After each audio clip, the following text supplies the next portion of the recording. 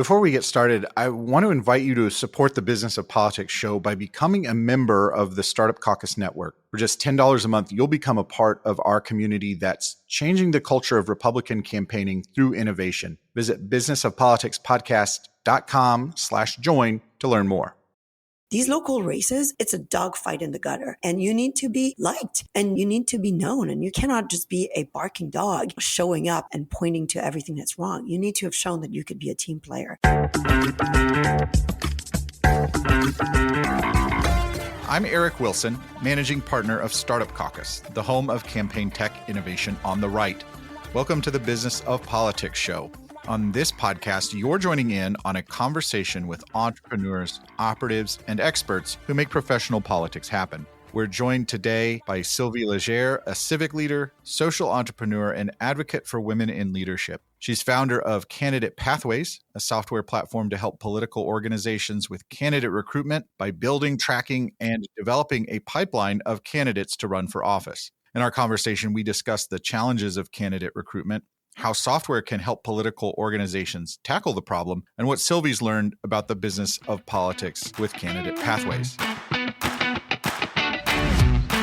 Sylvie, let's start off and explain for our listeners, what is candidate recruitment, why is it important, and what are the challenges associated with it? There are, it might surprise your listeners, 500,000 elected offices in the U.S. In a state like Illinois, there's 42,000 offices. In Ohio, there's 16,000. You know, our states are everything is designed for local control, and that really means to have local representation. There's like 600 school districts in Ohio, for instance, 800 in Illinois. So it's a big effort that I think needs to be locally driven. And I think we forget when we think about candidate recruitment, we always think about congressional races, state races, and we forget these really local races that I think are really important because a couple of reasons for that. One is, you know, candidates and the down ballot drive turnout. Right. Because when their friends are running, people are running, they are, they're more likely to show up. The other is that politics is all local, and local elected officials become national level candidates. And that's, I was just looking up a congressional report that says 75% of senators and 78% of House members held elected office at the local or state level before arriving in Congress. So it's an important endeavor that we don't take down at the very local level. And finally, the big challenge and why it's important is that at the end of the day, candidate matters. They need to reflect the district. They need to be connected, and they need to be prepared to face the challenges and of running for office and winning offices. Yeah, I don't think people appreciate just how important those down ballot races are for building our bench of future candidates and talent. And that's one of the reasons, as you know, we focused in Startup Caucus on software to help these down ballot campaigns. And the other thing I always like to tell people about these local races is that the smaller the constituency, the more nasty the fights get, right? Because this is, the national debt is obviously a very important fight, but it's not as contentious as if you want to rezone a park or add bike lanes in your neighborhood. You really find out how quickly that your neighbors will turn on you.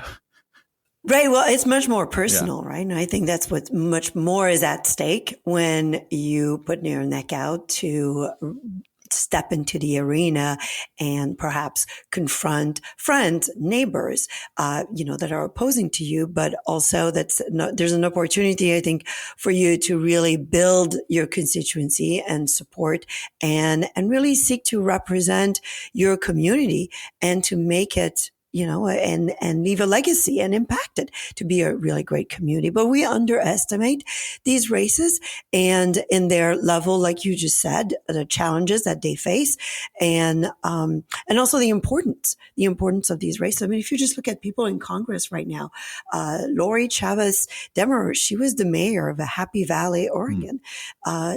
Katie Britt, she was the CEO of the Business Council of Alabama. She was involved locally at her state level, and she was a chief of staff for Richard Shelby. And so she knew the constituency, and we forget to play what I call like this musical chair of really growing people through the ranks and building on what they know and what they've learned to evolve to the different office and become very successful candidates. And so obviously we've got this big pipeline to fill of candidates. And it's important that we have a pipeline because, candidates move up to higher office and we have to backfill that. Why do you think a software platform like Candidate Pathways, like you're building, is an important part of solving this specific challenge? In the context of helping women take on leadership roles or engage, I've also encountered a lot of people who've told me how they've been recruited to run for office. And we often have, a program initiative, someone asks them to run, and then it's the sink or swim approach. Right. They're like, people are overwhelmed. They don't know where to start. And then they're told, okay, we'll get this many names, reach this fundraising goal, and then we'll help you, perhaps, right? It's this sink or swim approach. So that's one thing, right? New candidate, I'm talking about new candidate, feel isolated, not necessarily supported, and they feel the hardship. The other piece, and I think this is where, so the software platform can help, is to provide the structure to really execute a full recruitment effort and activate a team, right? You need to have a champion, someone who is leading an effort in recruitment, but they can't do it alone. And that's what we've had a lot of initiative like that, where people rely on their own Rolodex to recruit. And that's limited because if this person stops recruiting, then it's gone, right? You're not building a little bit more of a team who's always looking for recruitment. So this is where the software provides a structure where you can have a champion who can see at the big picture, who can set goals in terms of recruitment. How many people do we want on the bench? Because what gets measured gets done. If you do not have like physical goal of how many women do you actually want to recruit, then you're not going to reach that goal. And then the other, you need to include other people. It needs to be a team effort. And there's different kinds of roles in that recruitment effort. There's what I call the scouts, people who are out there looking for candidates because they're connected in the community. They might be able to reach people outside of your own circles of friends and influence. So you have these scouts that are meeting people all the time and could tap them to say, have you considered running? I think you would be a really great candidate, and bring them into a program to do that. And then the other is coaches. So people who have run before, maybe they lost, maybe they won, but they have learned some experience. And a lot of times we just leave them on the sidelines. We don't include them again and continue to include them into the political process and engagement. And this could be a place for them, whether they lost or won or retired. They could be part of, this ecosystem, this team that's recruiting and serve as coaches, as well as consultants. I hear a lot of people say, there are bad consultants out there that are just in there for the money, that are not advising the candidates the right way. Well, if you have a structured recruitment effort, you can pick consultants that are actually really good, because you need the help of people with professional expertise to help these candidates. Right. So this is an opportunity in a software platform allows you to organize the recruitment effort. What we've built with Candidate Pathway is also a piece where, prospective candidates or people who are running can have access to videos to help them learn the skills. And also we've implemented pieces where they have action items to do things that they have to do in their community to either prepare to run or during their campaign, if you want to use the software to support existing candidates.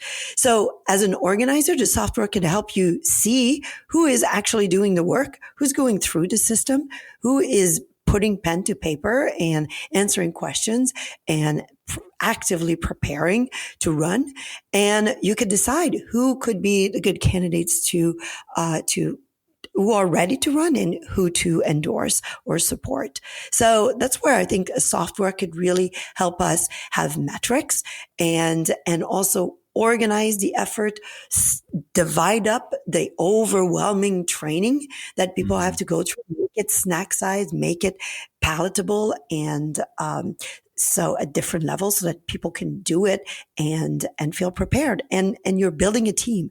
You're providing team support for these people who are deciding to represent their communities. And Sylvie, I want to underline something you said there that is so important, and it's been true in my own professional experience in politics, is that not everything that a winning campaign did was right, and not everything that a losing campaign did was wrong. And so these candidates who may not have been successful at the ballot box still have a lot to teach us and offer perspective there. So I think that's really important that we say, look, you almost learn more from the ones you lose than you do the ones you win because you're focusing on them. Yeah, that's right. I think like the issue also with recruitment is that the culture needs to shift, right? Every time I talk to people who are doing recruitment, people are like, oh, this is really hard. It's really hard to run for office. It's really hard. No one wants to do it. Like the first thing is like, why is running for you? Like it's for nobody. It's really hard, right? So like, how can you recruit people if your first line is to say it's really hard? Like we need to shift the mindset in saying this is an opportunity for you to represent your community and keep your community thriving. And it's a gift, it's service, it's a legacy. You're modeling being a citizen, and it's an expression of love for your community. The paradigm can be shifted instead of just, it's really hard, because it is. And then the other is, as I said before, we have this sink or swim mentality. And then we're wondering, well, why is it so hard to reach women and minorities? And people are not like totally plugged into the system. Well, we're not creating an environment where it's a culture of mentorship, of support, saying you are not alone in this endeavor, because it is a very lonely endeavor.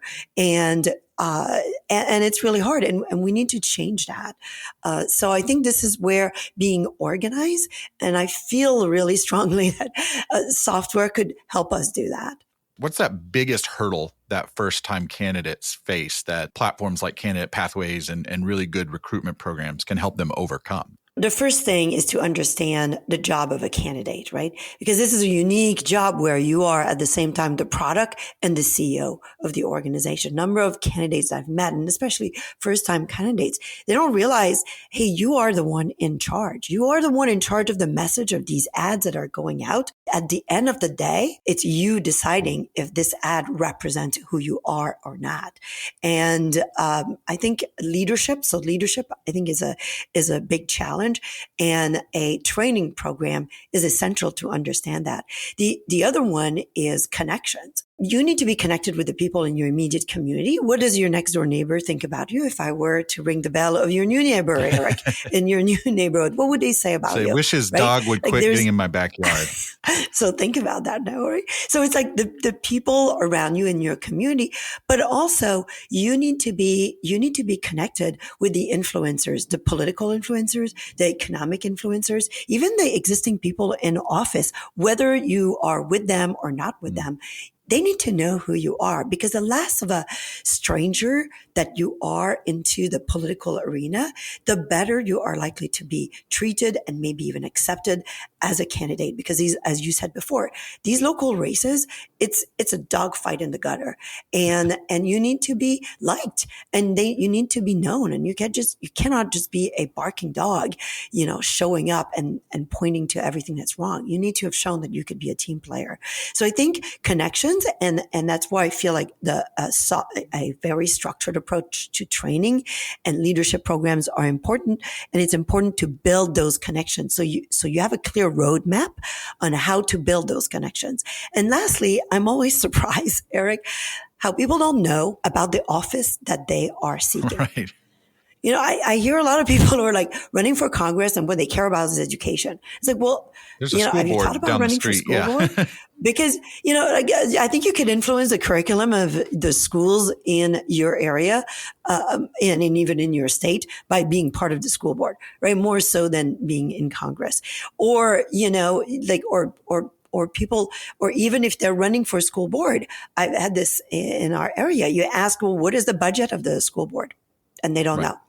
Right? They don't know the basics of what is the job that you are seeking. And you need to go through that effort. And I think that's where a very localized training program, we have all these candidate training programs, and it's the mechanics of running a campaign. That's pretty standard. What is unique is actually the specificity, A, of the job that you are seeking, and two, the district that you are running in.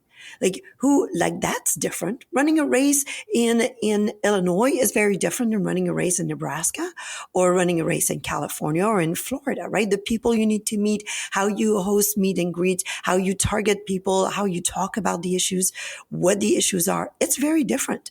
And I feel like that's where our training programs need to be really customized. And right now, all I'm seeing out there are these books, these manuals that are awesome, really great program, very generic. But I think there's an opportunity to create, and this is what Candidate Pathway allows, is a champion to create a very custom candidate training environment, for them to be ready to face the campaign, face the questions, and represent who they are seeking to represent. Well, Sylvie, you're exactly right. And I think candidates all the time discount just how important relationships and relationship building is for being an effective candidate. I'm curious to hear more about what was your inspiration for developing the Candidate Pathways platform for training candidates? Well, it was really, I have to say, a conversation with a group of women, including Nancy Brinker, Annie Dickerson. I think Annie Dickerson was on your podcast. A group of women, and we were people, and I kept hearing, right? People are like, oh, we need to build a bench, just like how baseball built the bench, right? How are the Yankees building the bench? And I was like, well, let's find out how Major League Baseball teams build a bench. And so I kind of did a little bit of personal research and found out how they build a bench. And if you think about it, in baseball, there are, 7 leagues. There's 7 leagues in baseball. You don't go from college baseball to Major League Baseball, right? You go through different leagues and you need to perform at each of these leagues. You need to hit certain metrics, and you get coaching for very specific skills, for the position that you're going to play, for just your physical fitness in general, for your off the field, your mental ability. You have a whole team of coaches that help you develop, right? And you have scouts. In baseball, you have scouts that look for people in high school and college, but also in the various leagues around other teams, right? There are people looking for people.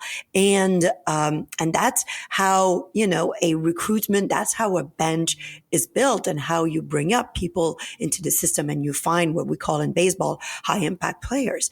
And the same thing that, so that was my primary inspiration, to develop a software that allows anyone to build a true bench of candidates using that similar model. I did not incorporate all of the metrics of, Moneyball and all the metrics, because I believe that candidates are made, and you could just still have I don't think the metrics, maybe it's the next level when we actually have a bench, we can, apply metrics. At this stage, we don't have a people bench. On the field. We don't have benches, right? So I don't think we have the luxury of having really sophisticated metrics to evaluate people. Maybe that's a stage 2. You're listening to the Business of Politics show. I'm speaking with Sylvie Légère, founder of Candidate Pathways, a software platform for the candidate recruitment process.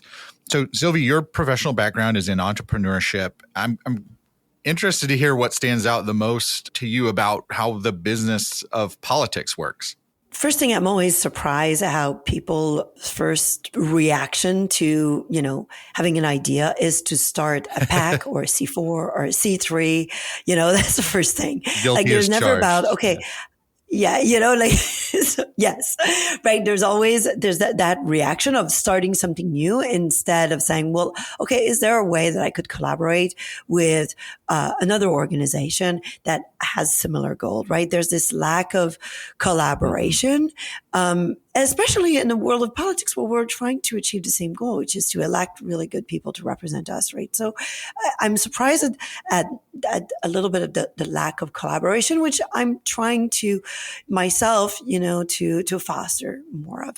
The other, what I've been really surprised at is there is not an appetite for infrastructure, for real structure, and for a scalable process, or a mindset, I should say, of building scalable processes that are continuously optimize and that evolve with the new tools and a new environment. There's a very much of an entrenched way of this is the way we do things, and not thinking, how can I make this better? What tools can I use?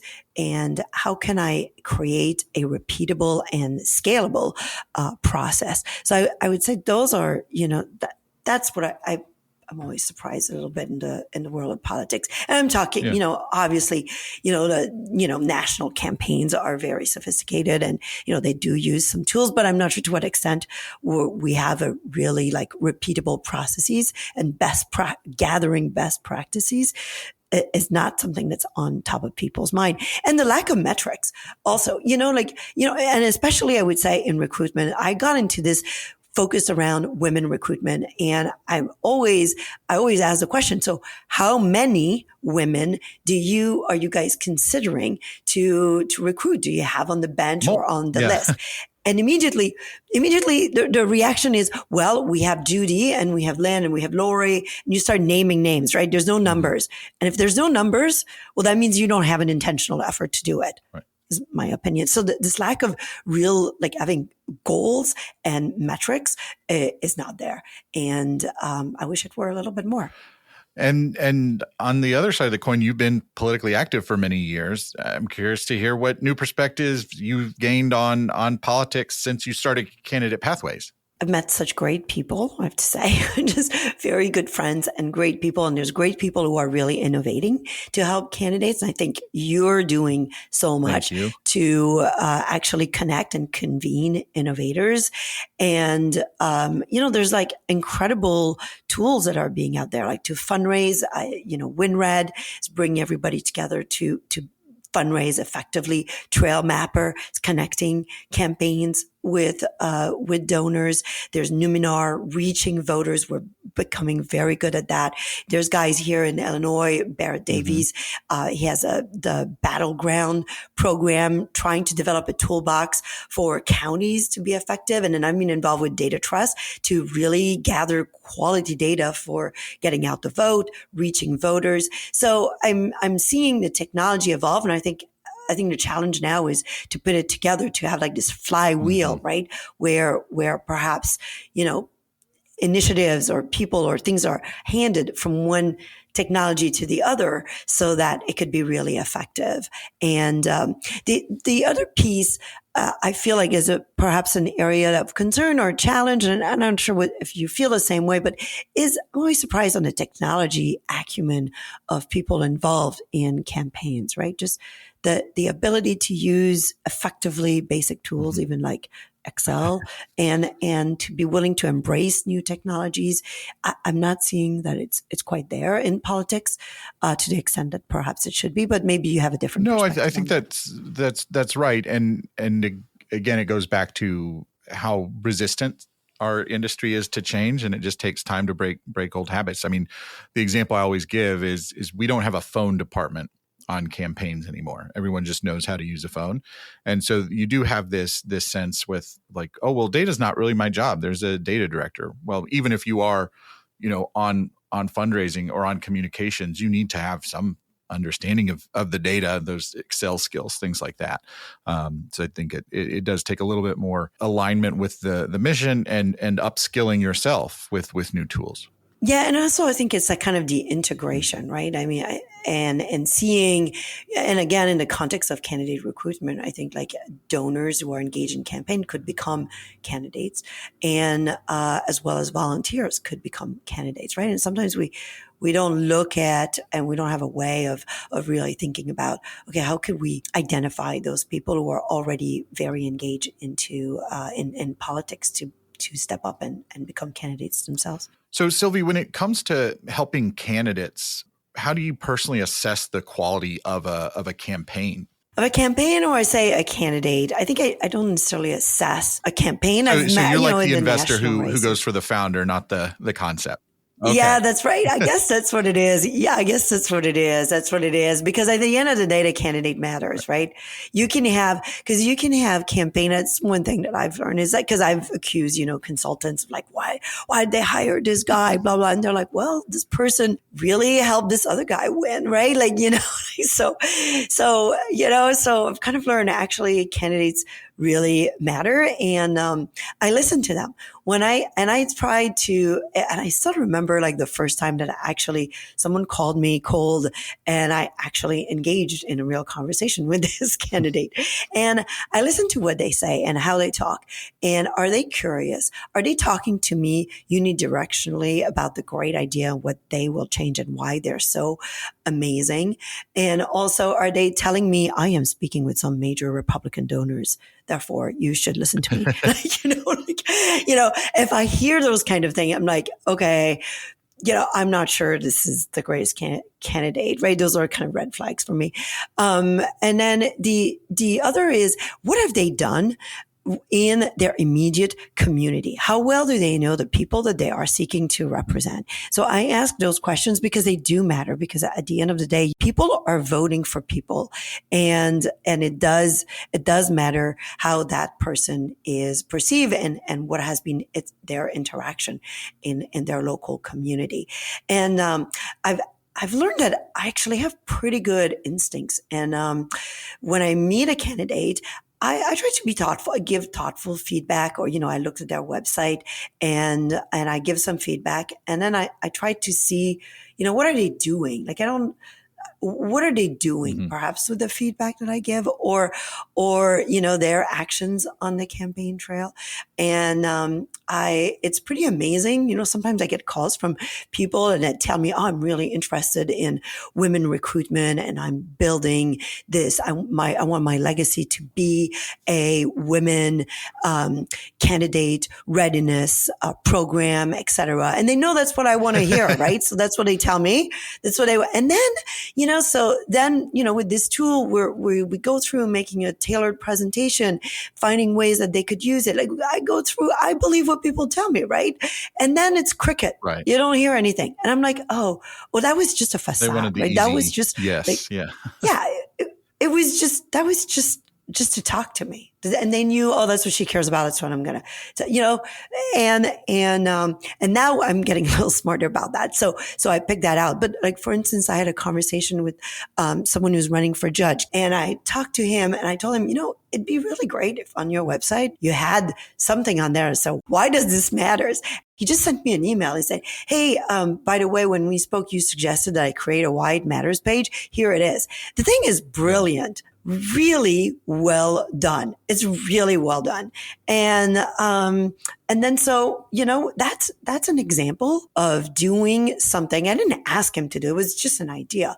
But, following up with the people that you talk to on your word, or, following up on something. So, I'm involved in, in different groups, and I like to see how candidates interact with the material that I send them, or things that they do. So those are kind of how I assess a candidate. So if I could summarize that, it's basic being effective and managing relationships, and being a good steward in your community. I think it's about being able to say, what have you done in your community? Have you done something? What have you done for the people in where the district that you are running, or the community that you are running? And then being authentic in terms of why you are running, and a good listener Because I think that's always a big indicator of whether or not someone is going to win a race, is how much do they listen to others? Are they just talking? And if they're just talking, chances are they're not going to win. Right. Well, to wrap up our conversation today, I'm curious, what are some lessons that political campaigners could learn from our counterparts in the business world? I think like one, and it's kind of tags, follow up on what I just said, is to be like customer focus, right? And I think that actually tools like Luminar are doing that, right? To be able to target, to survey people in very specific quadrants or areas of the, of your campaign field.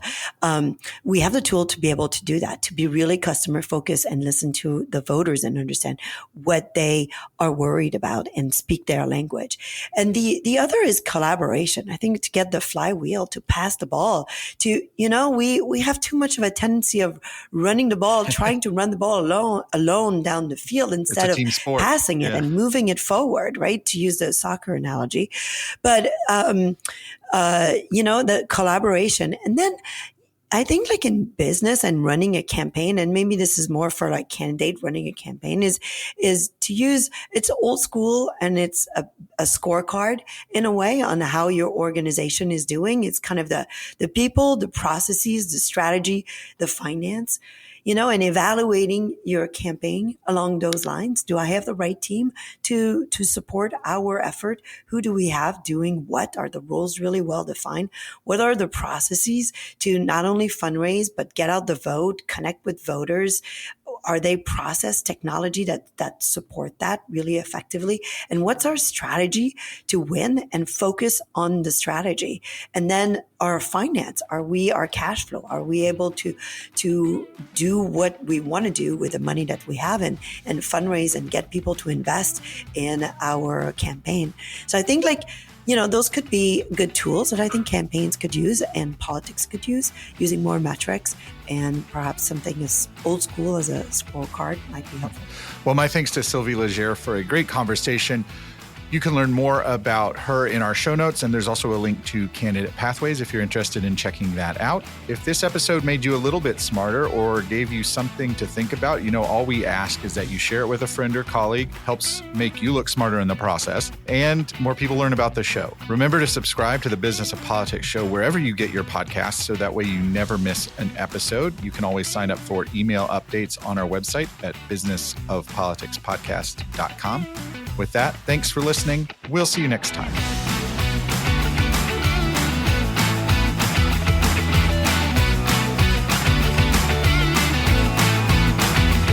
The Business of Politics show is produced by Advocacy Content Kitchen, a media production studio.